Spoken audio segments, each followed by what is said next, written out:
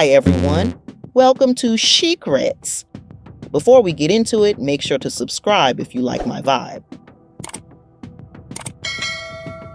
Now, let's talk about this executive order Trump just signed, making English the official language of the U.S. And before we even get into how disastrous this is for immigrants, can we take a moment to appreciate the irony? The same man who's pushing this English-only agenda is married to Melania Trump, who can barely string a proper English sentence together. The audacity is almost impressive. But back to the real issue. This policy isn't just performative nonsense. Now, at first glance, some people might not see the issue. They might think, well, isn't English already the dominant language in America? And sure, English is widely spoken, and more than 30 states have already designated it as their official language. But the key difference here is what this order takes away. This executive order rescinds a Clinton-era policy that required government agencies to provide language assistance programs for those with limited English proficiency. In plain terms, the safety net that has helped immigrants navigate essential services, healthcare, legal aid, education, job training has just been ripped away. While agencies can choose to keep these programs, there's no longer a mandate, meaning many will quietly phase them out due to budget cuts or political pressure. So, what does this mean for immigrants? The consequences are real and they are devastating.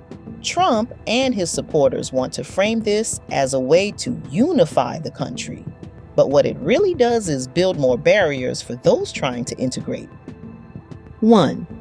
Barriers to healthcare. Imagine being in a medical emergency, needing urgent care, but not being able to communicate with your doctor. That's the reality many immigrants will face. Hospitals and clinics have long relied on translators and multilingual staff to assist patients with limited English. Without mandated language services, many will be left to fend for themselves. Misdiagnoses, improper treatments, and an overall decline in health outcomes will follow. Second, legal nightmares. The justice system is already stacked against those who don't speak fluent English. Now, with fewer translation services available, immigrants facing deportation, workplace discrimination, or unfair housing practices may not even understand the documents being thrown at them, let alone mount a proper defense. And let's be real. Do you really think landlords, employers, or law enforcement will go out of their way to accommodate non-English speakers? This policy puts them at even greater risk of exploitation. Third, education disparities.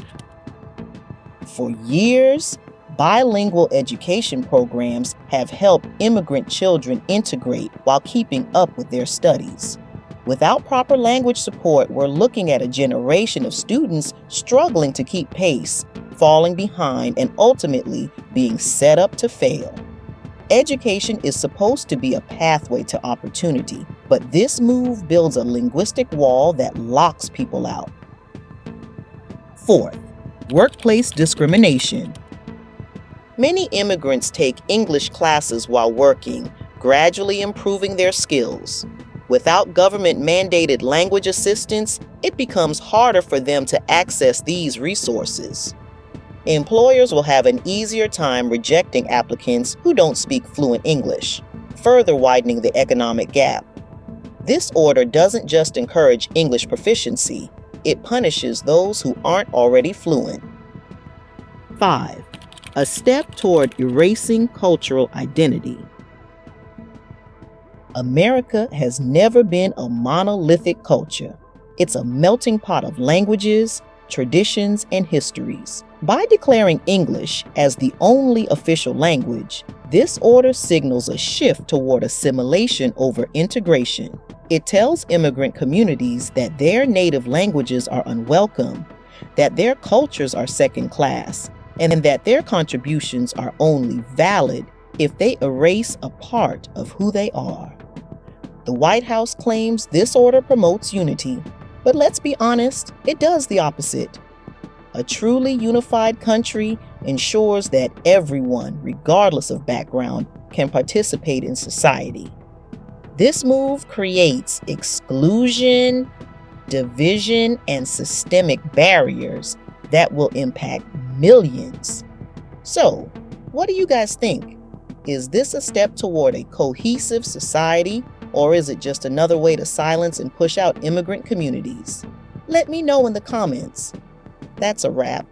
Thanks for watching my videos. I enjoy making them, and it's great when they're received. If you've not yet, subscribe if you like my vibe. Until the next video, stay mindful and informed. Bye, guys.